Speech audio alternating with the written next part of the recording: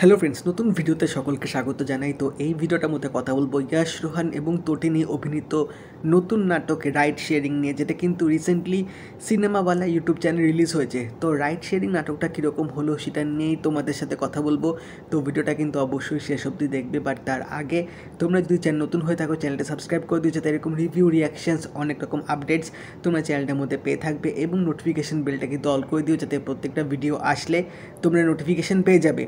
তো এই নাটকটা দিয়ে যে ইস্যু, যে সোশ্যাল ইস্যুটা বা যে মেসেজটা দেওয়ার চেষ্টা করেছে সেটা কিন্তু আমার বেশ ভালো লেগেছে। এবং বলা যেতে পারে মানে এরকম একটা টপিককে এত লাইট হার্টেড, মানে খুব ডিপ সিরিয়াস না দেখিয়ে একটা মানে সুন্দর পয়েন্ট যেভাবে তুলে ধরেছে, এবং এন্ডিংটাও বেশ অপ্রত্যাশিত যেভাবে দেখিয়েছে, সেদিক থেকে বলতে গেলে কিন্তু বেশ আমার ভাল লেগেছে। এখানে গল্পটা যদি একটু করে বলে দিই, এখানে আমরা দেখতে পাচ্ছি যে ইয়াশ রোহানের যে ক্যারেক্টারটা, তিনি চাকরির জন্য অনেক জায়গায় খোঁজ করছে, বাট তিনি যেহেতু চাকরি পাচ্ছেন না, সেই জন্য তার কাছে তার একটা শখের বাইক আছে, যে বাইকটা দিয়ে তিনি একটা রাইড শেয়ারিংয়ের একটা অ্যাপে বাইক চালান। তো ওইটা দিয়ে তিনি তার জীবনযাপন চালাচ্ছে, কিন্তু তিনি বাড়িতে বলেন যে তিনি মানে তিনি একটা মার্কেটিং ফার্মে তিনি চাকরি করছেন। তিনি সাইডে যেহেতু চাকরির খোঁজ করছে, তো সেই সূত্রেই যখন একটা অফিসে ইন্টারভিউ দিতে যাবে, তখন সেখানে গিয়ে তিনি দেখবেন যে মানে যে রিক্রুটার সে হচ্ছে তটিনী।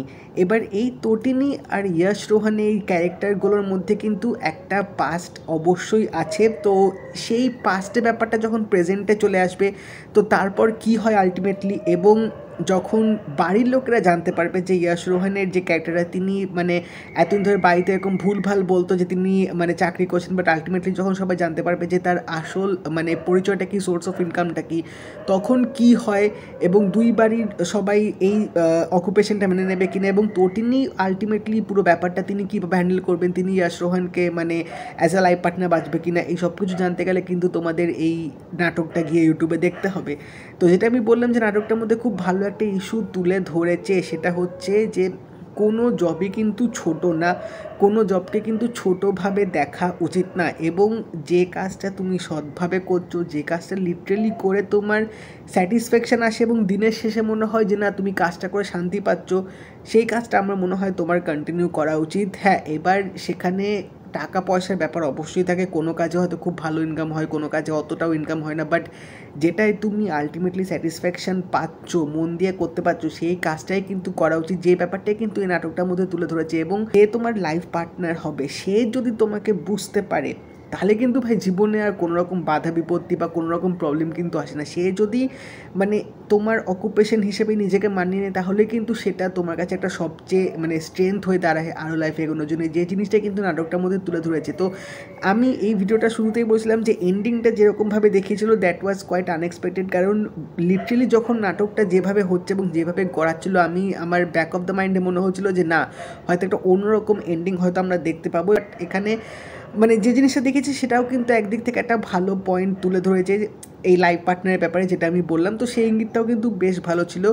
তো তটিনীর প্রথমে যে ক্যারেক্টারটা মানে তার যে ইন্ট্রোডাকশনটা দেবে, তাকে যেভাবে দেখাবে, দেখে খুব মনে হবে যে ক্যারেক্টারটা এত রুড কেন, এত রাফ অ্যান্ড টাফ কেন, বাট হ্যাঁ, সেটা হওয়ার কিন্তু একটা যথেষ্ট কারণ ছিল। সেটা কিন্তু তখনই তোমরা বুঝতে পারবে যখন এখানে ওই মানে পাস্টের ব্যাপারটা তোমরা জানতে পারবে, এবং সেটা যখন প্রেজেন্টে আসবে, তখন তটিনীর যে তার পয়েন্ট অফ ভিউটা যখন তিনি বলবেন, তো সেখান থেকে তোমরা বুঝতে পারবে যে কেন তিনি এতটা মানে স্ট্রিক্ট এরকম বিহেভ তিনি করছিলেন। তো সিরিয়াসলি বলছি, এই নাটকটার মধ্যে দুজনের কেমিস্ট্রিটা এখানে কিন্তু দারুণ লেগেছে। ইয়াশ রোহানের পারফরমেন্সটা অতটাও খারাপ লাগেনি, বাট এখানে যেহেতু এক্সেপশনাল করার মতো কিছু ছিল না, তো সেই দিক থেকে বলতে গেলে নর্মালভাবেই তার আমার অভিনয়টা অতটাও খারাপ লাগেনি, মোটামুটি ভালো করেছে। বাট দুজনকে কিন্তু এক কথায় জাস্ট দারুণ লাগছিলো। সিরিয়াসলি বলছি, তোমাদের তটিনীর অভিনয়টা কিন্তু এক কথায় দারুণ লাগবে দেখতে। দুজনের কেমিস্ট্রিটা বা দুজনের যে এই অনস্ক্রিন ব্যাপারটা না, সেটা কিন্তু নাটকটার মধ্যে একটা জান এনে দেবে, এবং তার সাথে ওই যে বাকি যে ইস্যুসগুলো যেভাবে তুলে ধরেছে, সেটাও কিন্তু এক কথায় বলতে গেলে খারাপ না। তো তোমরা যদি রাইড শেয়ারিং নাটকটা দেখে থাকো, জানিও তোমাদের কেমন লাগলো, এবং যদি এই ভিডিওটা ভালো লেগে থাকে লাইক করে দিও, শেয়ার করে দিও, চ্যানেলটা কিন্তু অবশ্যই সাবস্ক্রাইব করে দেবে, নোটিফিকেশন বেলটাও কিন্তু অল করে দিও। তো দেখা হবে পরের ভিডিওতে, বাই।